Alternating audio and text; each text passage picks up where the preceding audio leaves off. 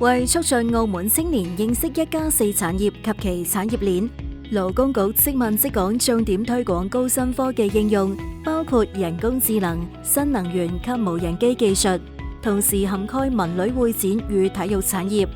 前景有冇？當然真係有啦，因為成個澳門喺一隻適度多元嘅發展嘅基礎下面呢，其實呢啲項目只會係更加會增加，唔會去減少。而呢一個基礎其實就可以培養得到所有人才嘅流動，呢一個就變成一個新嘅我哋嘅產業嘅一個基礎。